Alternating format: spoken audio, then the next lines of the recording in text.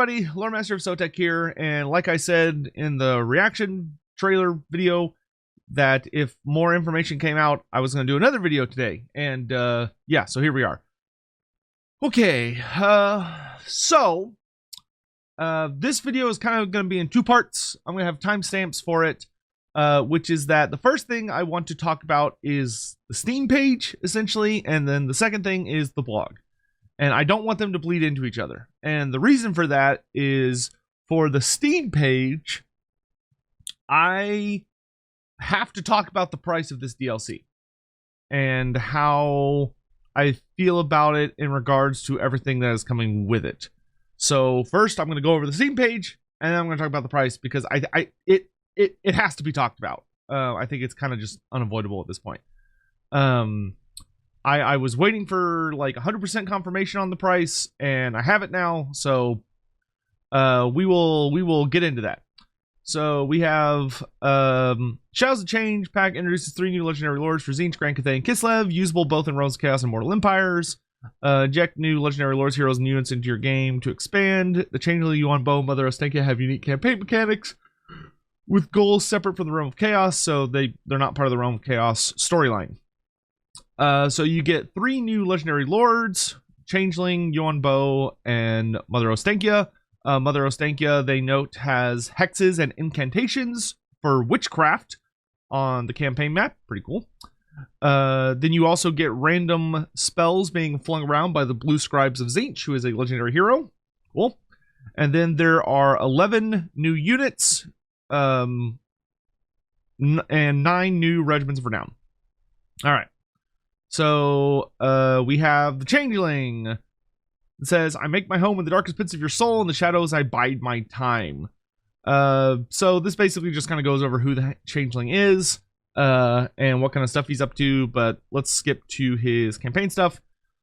So the Changeling's inscrutable and random nature is the perfect recipe for schemes and trickery. For the Changeling, the world is divided into theaters, segmented regions that contain schemes, both minor and pivotal.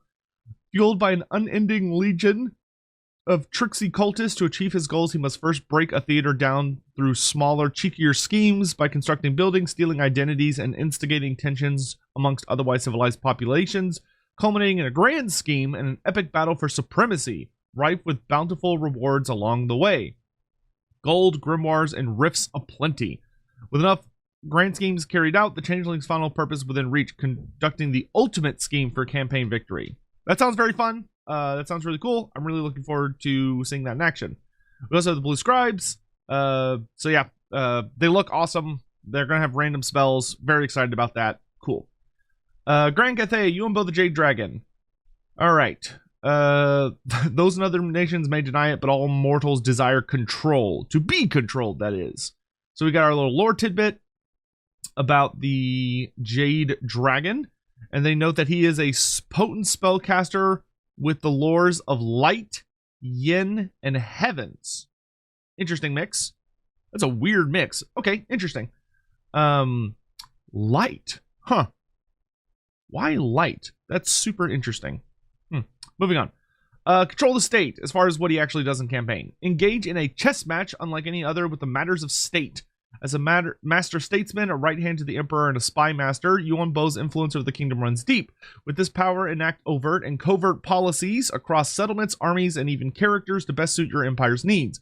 Crack down on settlement corruption, rush construction for your entire empire in a single move, create diplomatic deadlocks to move freely through unfriendly territories, and much, much more. Go beyond mere balance and embrace disharmony, leveraging it as an excuse to serve more severe and extreme actions to fit your agenda, and plan chains of actions to ensure the balance of harmony is pulled back in your favor when all is said and done. Yuan Bo doesn't follow the rules, he writes them.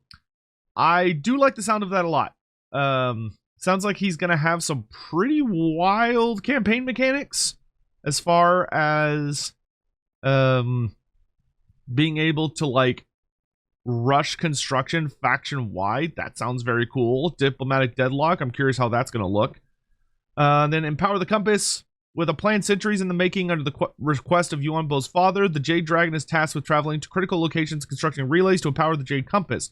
Before defending them from the Lizardmen, incursions trying to dismantle Cathay.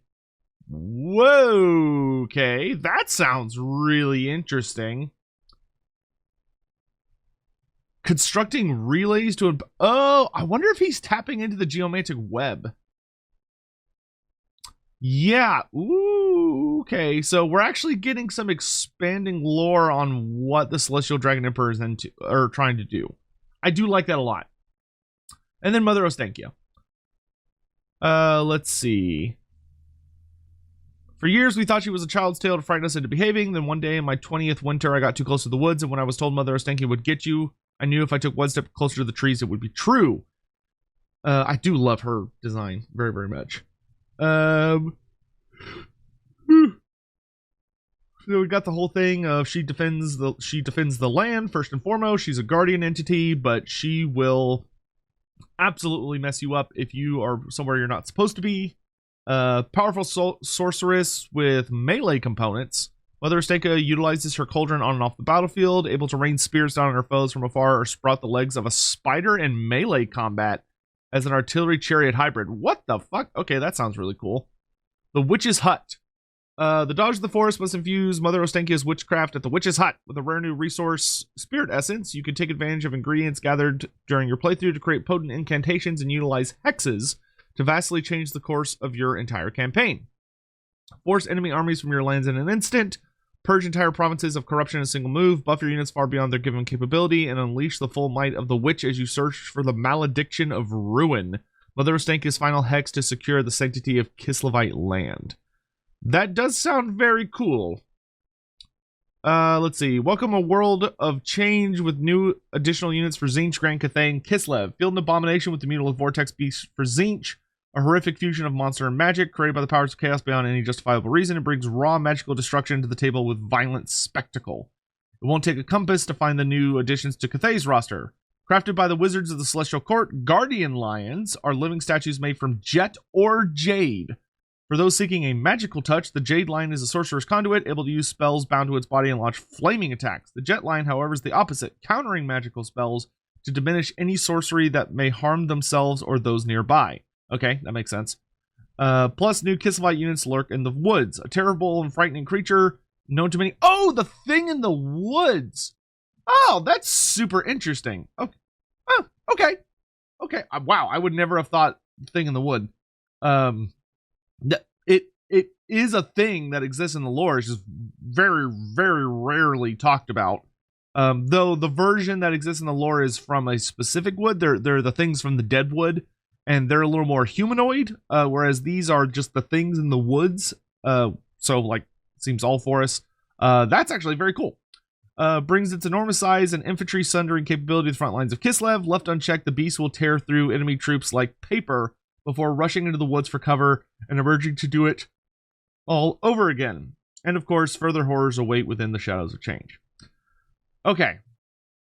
So, I really like this DLC. I think the campaign mechanics sound very cool. I think the new units look really cool. And I think we've pretty much figured out what they all are. Where you got the Jade Lion, the Jet Lion, which is the same model, just slightly altered. But it is a new monster, so that's cool. We got the Zengu War Drum, which we see there in that little art. We've got the Onyx Crowman, so that's 4 for Cathay. And then, oh yeah, they also got the new Lord, but that's not a unit. Well, I guess I don't count that as a unit. So you have the new Cathayan Lord guy. Then there is the Things in the Woods for Kislev, the Elemental Incarnative Beasts, and the little Ungol Archer dudes. So that's 3 units for Kislev. Oh, and then the Hag Witch, but I don't count characters, at least not for the moment. So that's 7. And then Tzeentch is getting the Cockatrice, the Zongors, and the Mutable Vortex Beast. So yeah. So if you don't count the lions, because the lions are functionally the same unit, it's just, you know, the tiniest little difference, but it's basically the same thing. That is your 9. Oh no, they say 11 additional units. I'm missing one. Who am I missing? Well, if you count the lions as the same, then that would put you down to 9. And then I guess the 2 new characters. Right, so like a hag witch and the Cathayan general. That would be 11. Okay, so they're probably counting the characters. Okay, so let's get into this part. I'm just gonna we'll just leave the here. This part's got 2 little cool videos on it. So I am not a fan of the price for this DLC. This DLC is $25 US. For functionally 9 new units, 3 new legendary lords, 1 new legendary hero that is only available for 1 faction or 1 race. The campaign mechanics sound pretty cool, like they do, but I mean, $25 is a lot of money. That is a ton of money. I think, like, even if the campaign mechanics are really good, I'm kind of a minority, I think, in that I don't tend to really care as much about the campaign mechanics. I tend to care much more about the units. There doesn't seem to be any new lores of magic, so there doesn't seem to be any actual lore of the hags. It sounds like it's a campaign system where you have, like, hexes and stuff, which, like, that's fine. I could see the debate that to like properly implement the way hags tend to work, like their hexes and incantations tend to be things that are more about preparation, about like gathering like bits and pieces from those they're gonna curse. If you ever go like wanna like pop over to the lore of hags, a lot of the time they require very specific ingredients like from the people they're gonna curse. So like I could kind of see the justification of it's not really like a battle lore, it's more like a lore that you would use in other ways, but that's also, I also feel like that's a very weak excuse. And that they still could have done lore of hags and made it really fun and interesting. I'm curious what lore of magic they will have then. Like I wonder if they'll be like a mixed lore because they're technically dark magic wielders. In a sense, not like they don't wield dark elf dark magic, but like they don't use traditional magic. So I'm wondering if they might have like a mixed lore. That would be kind of interesting for like a generic character. Where it's like, oh, they have like the lore of shadow and beasts mixed together. Could be kind of cool. But here's the thing. In a vacuum, I think this DLC is like super awesome. And I'm really excited about it, and I'm really happy with it so far. I really like the lore implications of it. I like the designs of pretty much everything I've seen. The Zongors, I'm a little disappointed with the Zongors. I would have really liked them to be heavily mutated. To be honest, I guess they are more what if you had asked me what a Zongor looked like before, I saw the Age of Sigmar Zongors, I probably would have said something relatively close to this, where they're kind of like Bestigors, or Bestigors or Gors that have like altered appearances, but are not like insanely different. But like after the AOS ones, it's like, you know, I feel like a bird beak would not have been that hard, considering this is going to be a very cheeky comment, but it's like considering that CA was dumb enough to put a bird beak on the Quaddle, which is not supposed to have a bird beak, and then we've got these guys that I would have loved with bird beaks and they didn't give them. Let's do an exchange program. But anyway, yeah, to be blunt, I think this DLC would have been completely justified for like $15, maybe $18. Like it does have a fair bit more than like traditional Lord packs, because you know, it's like 3 factions instead of 2 factions, and it does have a lot of monsters, which I'll like. Okay, cool. Like monsters, I tend to find that monsters require a lot more effort. You know, they're much more eye-catching. They tend to have a lot bigger animations that interact better with a lot of different other things. They can't just like hit stuff and not really have interactions like you can with regular units.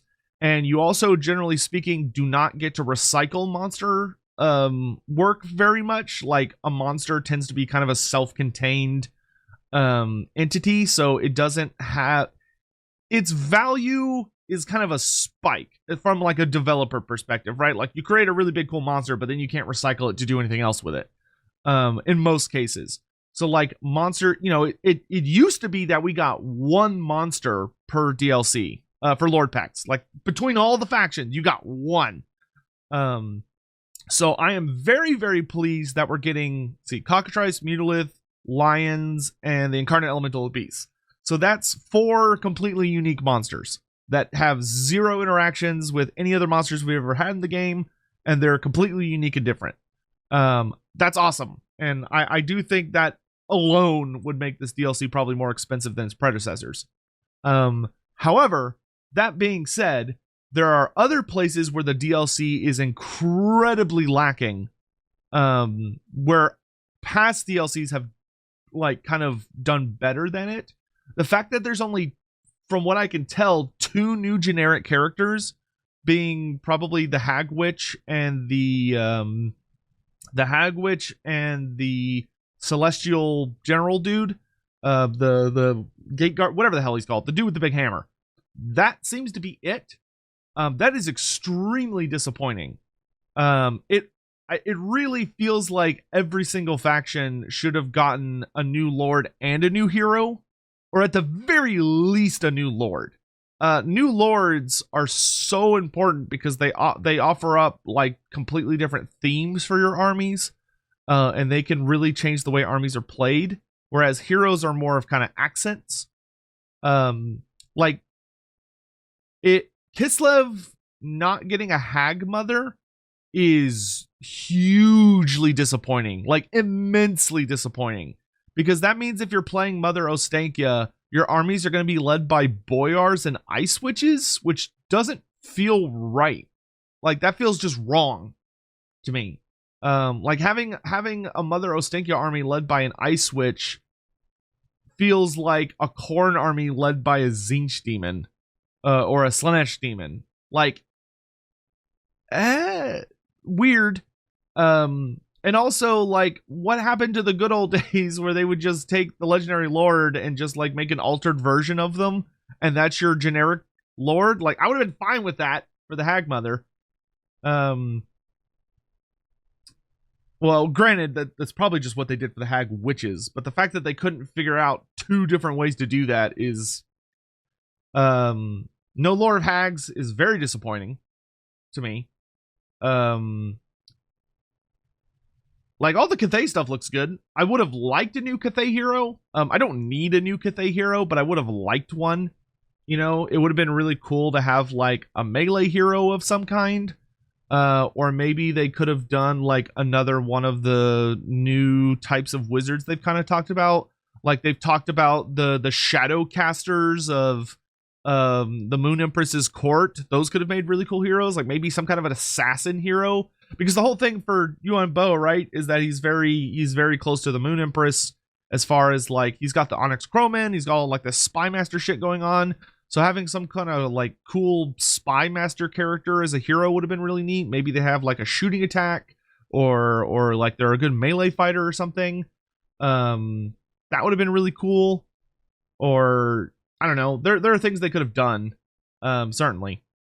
And then Tzeentch just got nothing. I mean, granted, Tzeentch is making out like a bandit with all the legendary characters, where he gets 2 legendary heroes, which, like, okay, fine. And Echoed Hellbrass will presumably be available for, like, the Warriors of Chaos as well.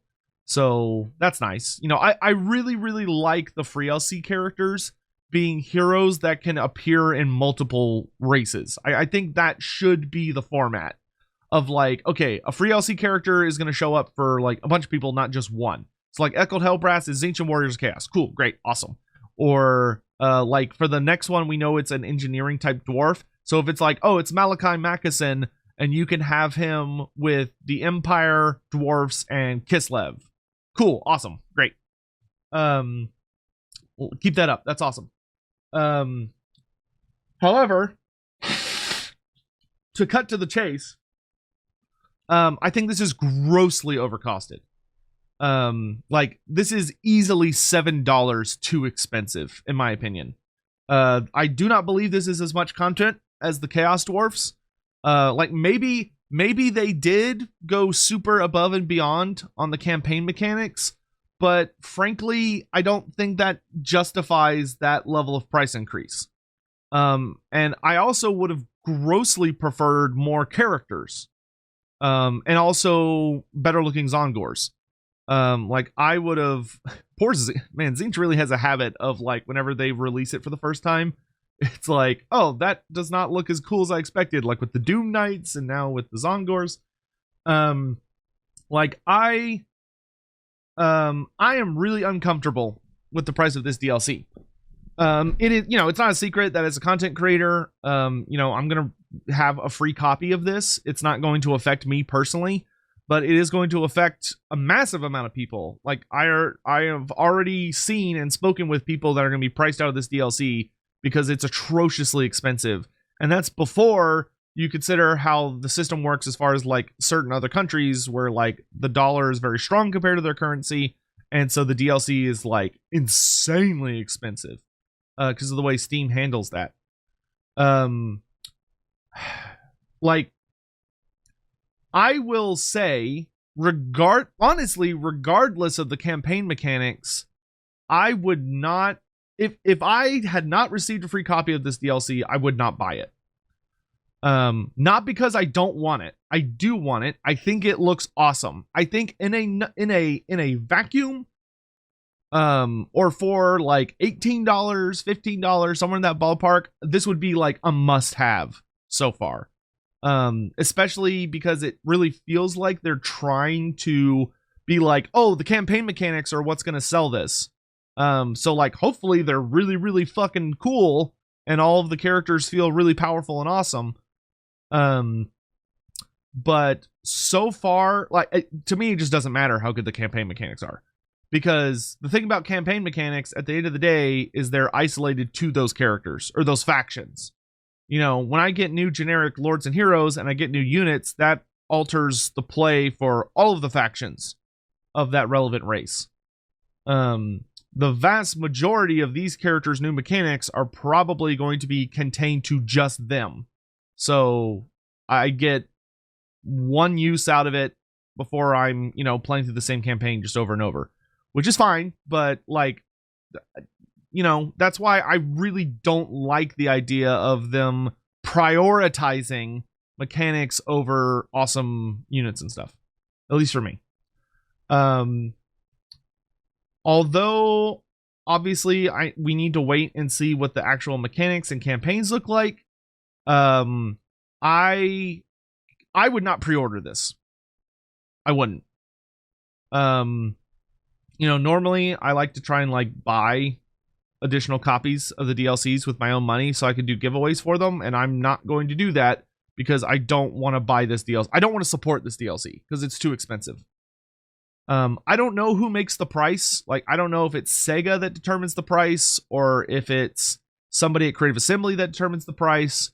But this is outrageous. This is embarrassing and is not okay. This is not okay. Super not okay. The price needs to come down. The full price should be like $18. I think I would be like, okay, for $18. Because then you get, like, your sales and all that other stuff. If you're out there and you're watching this, unless it is just like this is your favorite character ever in the universe, or you watch the footage and, like, you're just like, well, I have to have it. Obviously you do you. It's your money. You've earned it. You do what you want with your money. I'm not going to tell you what to do with it. But I will say that pretty much regardless of how good it looks, I'm not going to recommend this at its current price. Wait for like next summer sale or the winter sale for it to be like maybe at least 50% off. I think at 50% off, it would be worth it. But yeah, no, this is terrible. I am very disappointed in this. And y'all know I do not know anyone that is willing to go to bat for CA as hard as I am a lot of the time when it comes to like the content and design and all that kind of stuff. But this just completely is too much. Way too much. Like, it's not even that I'm uncomfortable with it, I'm disgusted by it. So yeah, I would not recommend pre-ordering it. If you care about my opinion in such matters, I would say no. And I would also highly encourage everyone to apply pressure to Creative Assembly to drop the price. Message them on Twitter. Message Sega. Really, we need to let Sega have it. Message them on the Discord. Message them on Reddit, or like leave Reddit posts and stuff. However, don't be a dick about it. Like, be nice about it. It's like the person that's going to be reading your messages has zero power over this situation. Like, be polite about it. Explain why, you know, you feel the way you do, that like this is an uncomfortable price. When I'm comparing this versus past DLCs, the money just doesn't add up. Like, even if it's like inflation, the inflation isn't that bad. Especially for a British company. And especially for a company that's been doing as well as CA has. You know, it's like this is too much. Don't be an asshole though. Like, don't cuss them out. Don't send threats. For the love of God, don't send threats. Be polite to the people you talk to. Be nice to them. You know, this is the equivalent of like going to the store and seeing that something is too expensive at the store, or going to a movie theater and the movie theater tickets are too expensive, whatever. And like, don't go bitch to the grunts that work there. They have zero power over the situation. They're just doing their job. Be nice. Be be exceedingly polite to them. But also make it clear that, you know, this is too expensive and the price needs to come down. And this is taking advantage of the community's desire for content. It's too much. And also, I'm going to be making videos about, I don't like the way they structured the DLC. I really do not like the lack of generic characters. That feels like a very stupid decision to me. Of that, it should not have been that hard to give Cathay a Hagmother Lord, and it should not have been that hard to give Tzeentch either, like if they would have given me a Zongor Shaman hero and a Chaos Lord of Tzeentch melee here Lord, I would have been thrilled, and those should not have been hard to do. Because like, they already have Bray Shamans and they already have Chaos Lords. You literally, if anything, it'd almost be more of an asset recycling than like creating genuinely new models. Except for the Zongors, which should have been more birdy. Like I don't know. I feel like they could have had bird feet and bird beaks. They don't have to look exactly like the AOS ones. I would say they probably can't. I would guess Games Workshop told them you cannot make them like the Age of Sigmar ones. But like, I still think they could have gone closer. Like, I still think they could have had avian features. Like, give them bird feet and bird beaks, and that's it. Keep them the exact same as they currently are, but give them bird beaks and give them bird feet. Or just give them bird feet. Make them have feathers. There you go. Give them bird feet and let them have feathers. You can keep the heads. You can keep the Beastman head where they've got like the goat face. That, you know what? That's fine. But give me feathers coming out of their bodies in a few places, and like give me bird feet. I think you could do that. Yeah, I'm pretty disappointed in a lot of the decisions that seem to have led to this particular moment. So with that in mind, I'm going to put a timestamp here, 30 minutes in, so that I can go talk about the blog, because they put out a blog today which shows off Changeling stuff. So we're going to go ahead and take a look at that. And oh no, it's just about all of them, I guess. Wait, is this anything different than what's on the Steam page? No, it is not. Cool. Well, never mind then. They talk about some of the other free LC changes, but frankly, I'm not in the mood. Frankly, I'm not in the mood. Oh yeah, here we go.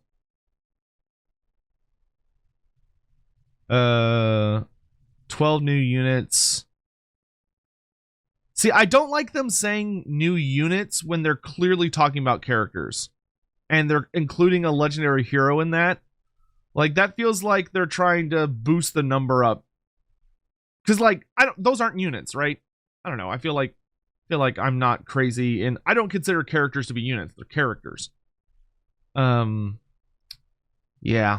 Bummer. Well, we've got 23 days until launch. I highly doubt we'll be able to get the price reduced, but we can try. Yeah. Once again, please be polite about it. Yeah, there's nothing worth covering in this. Let me make sure there's no other articles. Oh, wait, this is the Warhammer community page. What the fuck? This is not what I thought it was. Yeah, it sucks. It sucks because it sucks on like a bigger level, because the actual content and the DLC looks very fun. Like, it looks good. Don't get me wrong. I'm not saying it looks bad. I'm just saying that I shouldn't, like, I've been looking at this like a quadrilogy, right?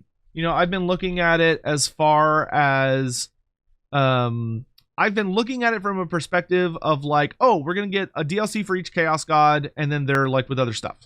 Very cool. But that, like, that would mean that just for this set of DLCs, right? Just for this set is going to be $100. Like, holy fuck, are you serious? Like, that is outrageous for 4 Lord packs. Like, if they were 4 race packs, okay, I could see the argument there. Like, that's different. That's adding like a whole new race to the game with like tons of new units and tons of new creatures and tons of new mechanics. It's opening up whole new portions of the map. It's, you know, if they came out and they're like, we're giving you the Blood Naga of Koresh, the Kingdoms of End, the Chaos Dwarfs, and I don't know, the Southern Realms for or the Fishmen for or the Hobgoblin Khanate. There you go. There's your 4 DLCs. That will be $100 of the case of like the next year and a half. I'd be like, all right, fine, cool, I could do that. That I would go to bat for that. This for like, oh yeah, okay. So someone on Reddit, is this an article and I just can't find it? Because the Reddit is just choked by people discussing this, which is fine. Hopefully they're going to be polite about it. I'm sure a lot of them won't. But, so it looks like the units are, I'll just read it out. So it's the Blue Scribes, Zongors, Cockatrice, Mutalisk Vortex Beast, the Jade Lion, the Jet Lion, Onyx Crowman, the Celestial General, a new lord who thrives in an aggressive front line, smashing through foes with a formidable Warhammer. Cool. I like that. I like that a lot. The Hag Witch, a fast-moving spellcasting hero. Yeah. Akshina rank. Oh, those are the Akshina? That's kind of interesting. Bear skin-clad skirmishers who hide in plain sight and are most effective when fighting in forests. Okay, that's weird that the Ungol guys are the Akshina. Because I think the Akshina are, well, that's an interesting interpretation on Secret Police. I think generally when people think Kislevite Secret Police, they tend to think like, oh, they must mean like the guys that are in the cities, you know, picking people up off the streets if they talk bad about like the Tsarina and the Boyars and stuff, and if they're doing stuff there. But I guess they're reinterpreting it as, no, the Akshina are the secret police out in the wilds who are watching for cultists and stuff, and they seem to be working more for Mother Ostankia than they are necessarily for the Tsarina, or at least they have like split allegiances, which I do like, because that means that like potentially the Akshina are predominantly Ungol, which I do think is very cool. I do like that a lot, actually. Okay, yeah, cool. Good job on that. Okay, so yeah, no Hag Mother. That's bad. No Zinch generic character, big bad. No new Grand Cathay hero. Don't care as much about that. Like, that's not nearly as important to me. But like, I think they could have done some sort of like spy master character. Would have been really, really cool. Like what kind of human, what kind of human agent would Yuan Bo really rely on to like intercede between him and the Onyx Crowmen and stuff like that? I would have loved like a really melee centric hero that maybe has access to like a couple of shadow spells. I don't know, that would have been fun. Or like give me one of the shadow casters that they talk about that create the Onyx Crowmen as a new hero type. That would have been fun. Or one of the jade-blooded sorcerers that we hear about from one of the legendary buildings who wield the lore of life. That would have been really cool. Any of those would have been great. Wow. Yeah, I am bummed. This kind of sucked the hype right out of me. Okay, so here. Okay, so yeah, that's it. That's all I have to say for this video. I will say this: I am still very excited about what it is adding to the game. I'm also very, very excited for. I'm also very, very excited for all of the lore this is going to add. I'm extremely excited for all the lore this is adding to the game. Like, we're learning about what the Celestial Dragon Emperor's up to, what kind of plan he's formatting. It seems to have something to do with interfering with the geometric web of the Lizardmen through some kind of pylons or relays or whatever. Yuan Bo being explored is very exciting. The Onyx Crowman being revealed is awesome, and that's going to kind of reveal more about the Moon Empress. Mother Ostankya looks incredible, and I'm really excited to see her in action and like learn what she's up to and learn more about her.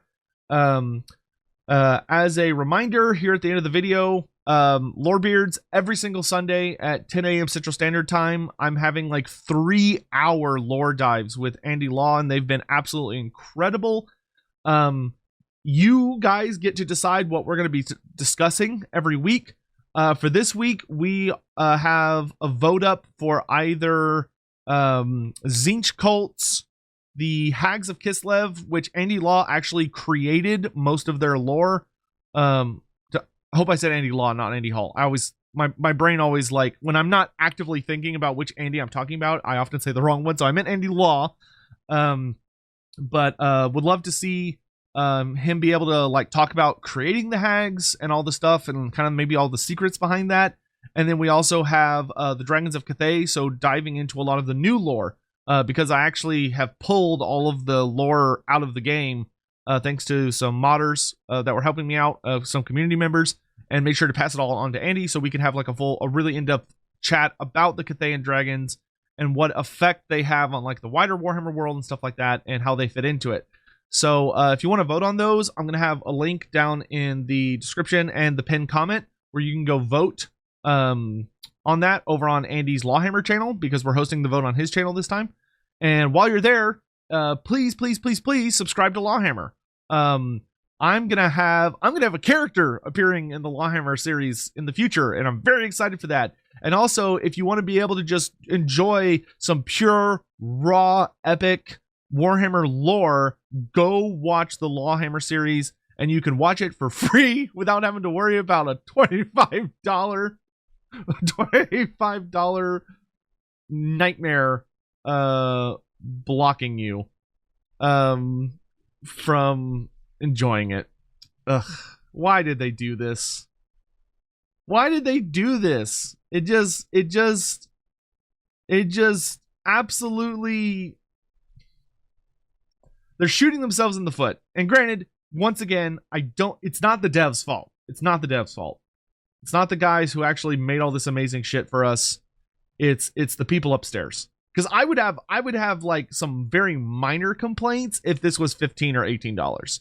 Like, if that was the case, I'd be like, oh, I think they should change the design of the Zongors, and I also would like to get Hag Mothers and some more generic characters, but maybe we could get those in the future. Like, maybe we could get those as free LC, or maybe they'll come in a later piece of content.